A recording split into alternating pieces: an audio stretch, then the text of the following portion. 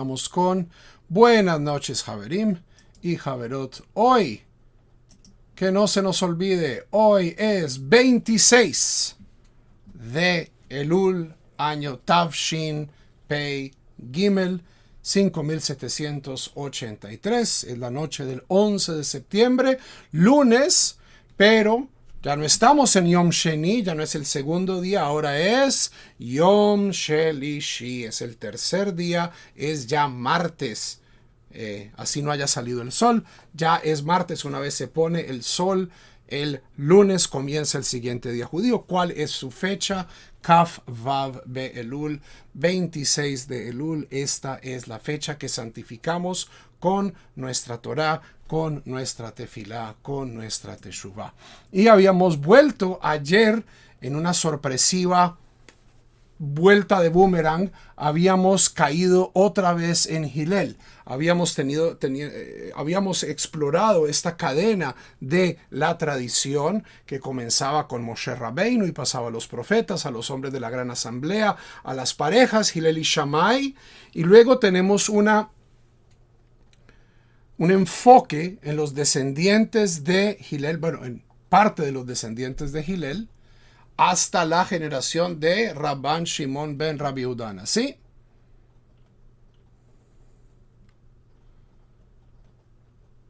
Y tras 3 Torot de Rabbi Yehuda, de Rabban Gamliel III, ¿cierto? Hay Gamliel 1, 2, este es Gamliel 3. Introducimos otra vez a Hillel diciendo, Altifrotz minat zibur, no te separes de la comunidad. No nos separemos de la comunidad. Y yo sé que mucha gente no está en una comunidad judía, no por un interés de separarse, sino por falta de acceso. Y justamente es este espacio lo que trata de suplir un poco esta falencia. Esperemos que en este próximo año las comunidades entiendan el valor supremo de enseñar Torah para todo aquel que quiera, todo aquel que esté dispuesto a recibirla. ¿Qué decía Hillel? Alajá 5, Mishnah 5, Hu haya omer ein bur yirei het. El inculto no puede temer al error. Velo am haaretz hasid, ni el ignorante puede ser piadoso. Hay dos modelos en este momento, o digamos que han existido al parecer desde este momento, ¿cierto? Al Hillel decir, no se puede ser igualmente una persona inculta y ser verdaderamente una persona religiosamente sofisticada.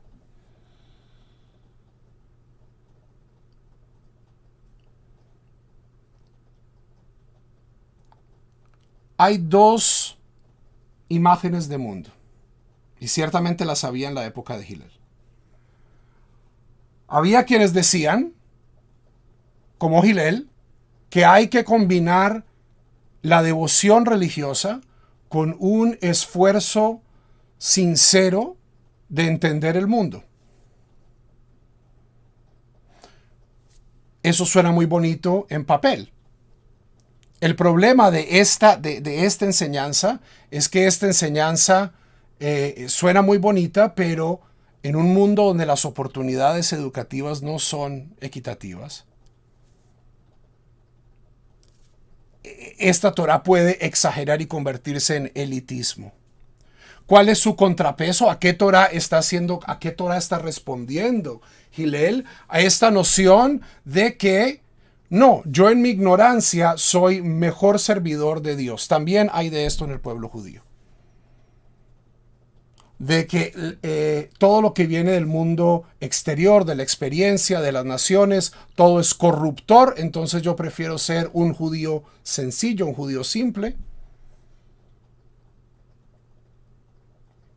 Ese es el extremo que está tratando de decir Hillel.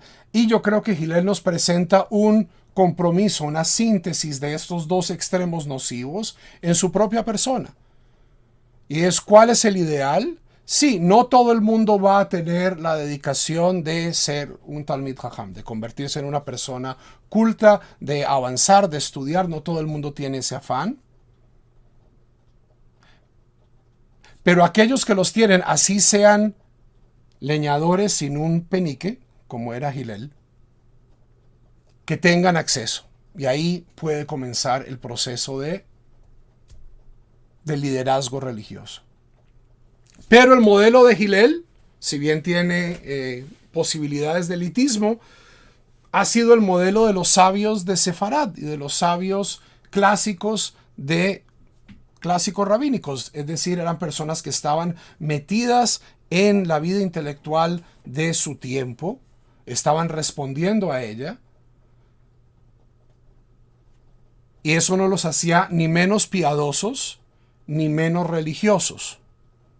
Esta noción de que para ser verdaderamente religioso yo tengo que alejarme del mundo no es una creencia farisaica, es una creencia esenia, es una creencia de estos grupos sectarios que se iban al desierto a aislarse. Ese espíritu siempre ha existido en la periferia del judaísmo, pero este es el judaísmo normativo. Yo quiero saber cómo puedo ser justo en este mundo, cómo puedo santificar este mundo. Y para esto necesito información y corrección y buena intención religiosa. Esta Torah de Hillel es definitivamente una de mis favoritas. Velo habaishan lamed. El alumno tímido no progresa.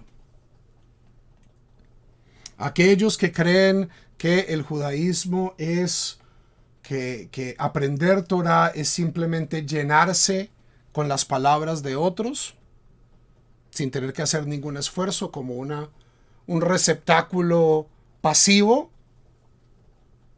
Preguntas. Rabino, qué pena. Nada de pena. En habaishan lomed. Una persona que no es inquieta,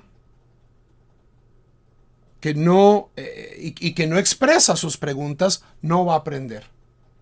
Hay que tener esa chutzpah, esa osadía de no, cuando yo estoy aprendiendo, quedarse con las preguntas no es bueno.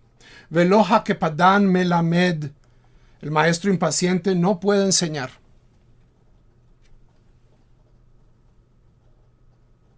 Esto es un proceso de repetición e insistencia.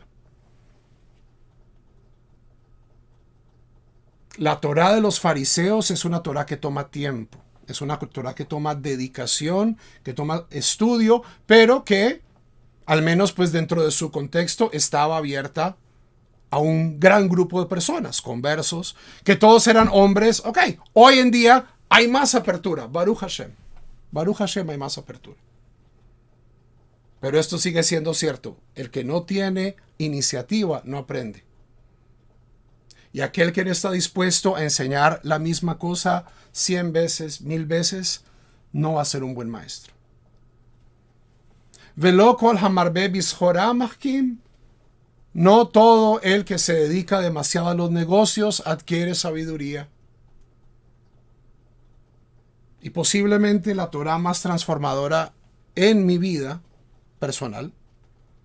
U'makom she'en anashim hishtadel lihiot ish. Yo no sé si ustedes conocen esta historia. Yo no quería ser rabino. Yo quería ser profesor de filosofía. A eso era que estaba estudiando. Y cuando comencé a descubrir el gran interés que había, gente como yo, gente que había crecido fuera de la comunidad, que se interesaba por la Torah, que se interesaba por el judaísmo, y que había en efecto mucha gente que estaba en ese mismo camino, y que no había ayudas muy claras o en muchos casos muy impolutas. Y mi señora me citó esta Mishnah, Bemakom Shem Anashim Ishtadel Liot Ish. Donde no hay hombres capaces, trata de serlo tú. Donde ustedes vean vacíos, en el mundo, traten de llenarlos.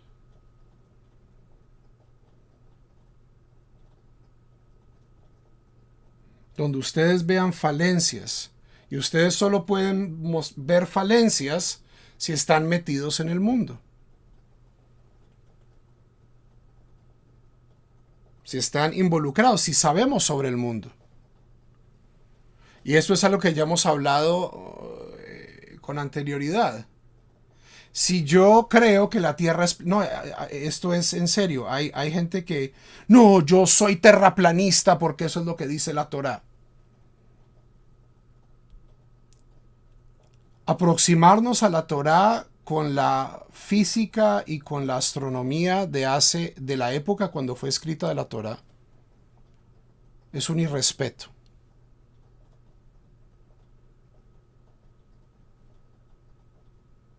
Es un irrespeto. Porque el Dios que acabamos generando, la teología que acaba surgiendo, sí, es una teología que se atiene mucho a lo escrito, o sea, a la versión más ramplona y más simplista y más infantil del sentido contextual del texto. ¿Cierto? Dado que el texto dice raquía, entonces tiene que haber una bóveda. No. Eso es leer la Torá con mala fe y es de manera voluntaria cerrar los ojos a lo que hemos descubierto como especie.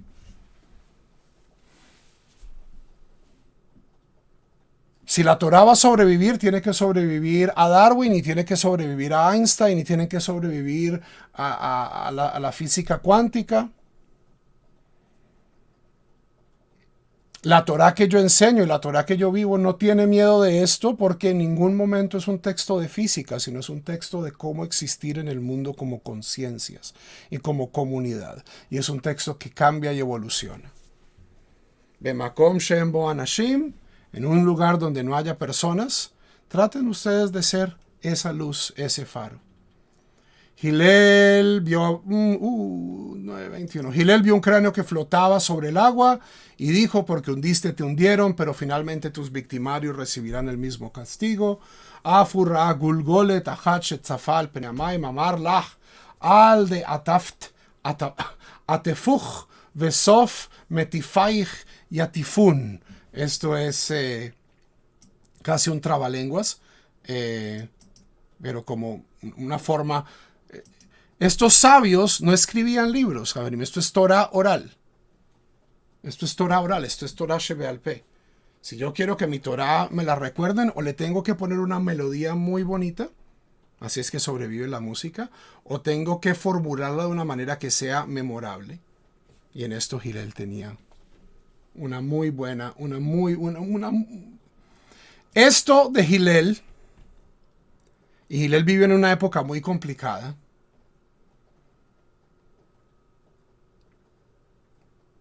pero el mensaje de esta Mishnah es: ¿cuál es la forma de salir del ciclo de violencia? Absteniéndose de entrar a él. Hillel vivió en la época de división. Sus mismos discípulos, Beit Hillel y Bet Shammai, no se podían ver ni en pintura. Los discípulos formaron campos, formaron partidos.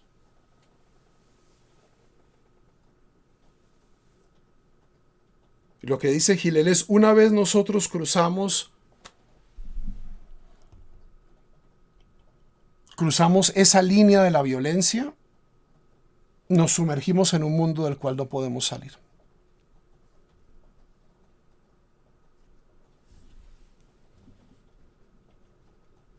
Ok, una última Torah de Hillel. Esta me va a tocar explicar un poquito.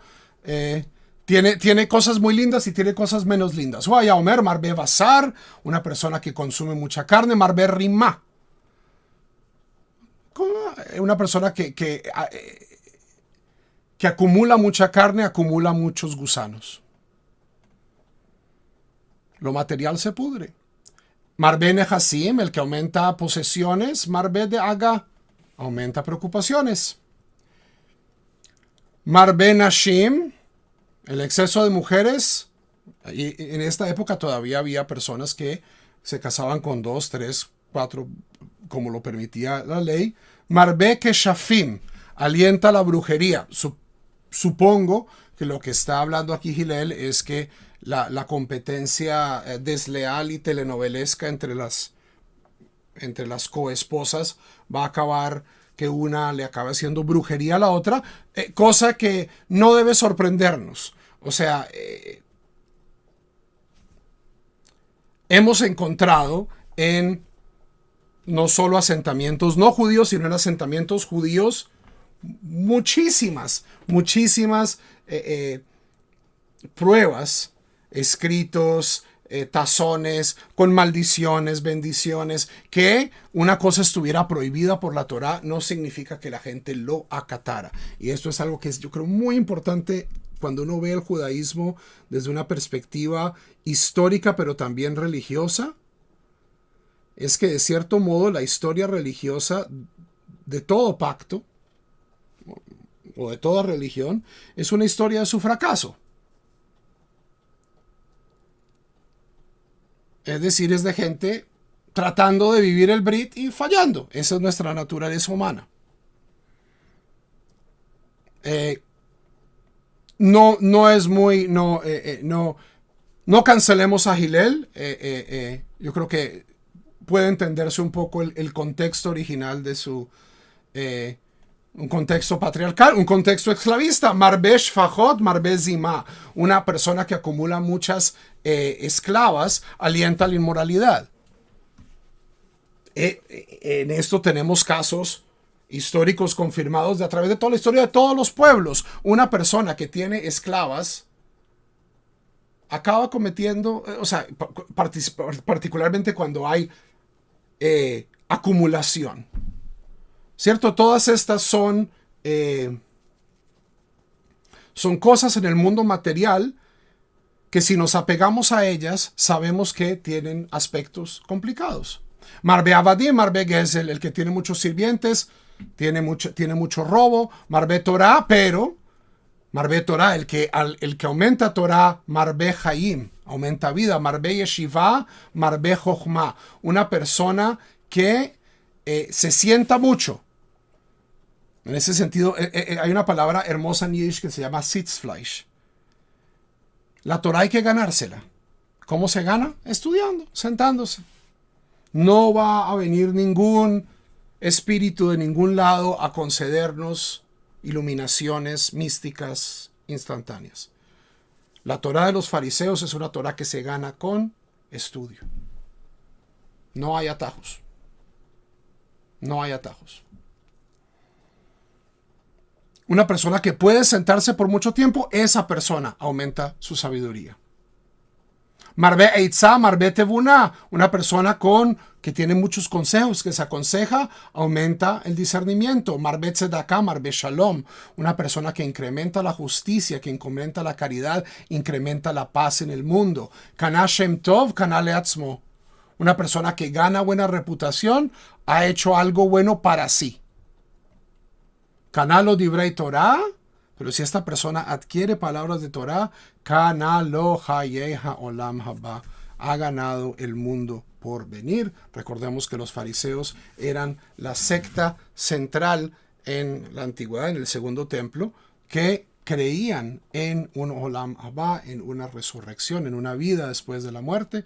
¿Cuál es el camino? Nos dice Hillel, Divrei Torah.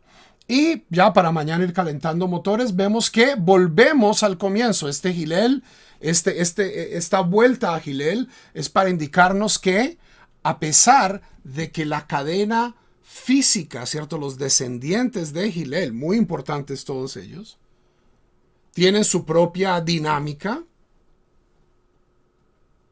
pero que el receptor de las enseñanzas de Hillel fue más Rabbi Yohanan ben Zakkai que la misma familia de Hillel. Esta palabra kibel es muy importante, recibir, es decir, recibir el canon de la Torah oral. Y si nosotros volvemos, vamos a ver que una vez llegamos a Hillel y Shammai, comenzamos a listar los descendientes de Hillel. pero en ningún momento decimos que kibel uno del otro. ¿Ok?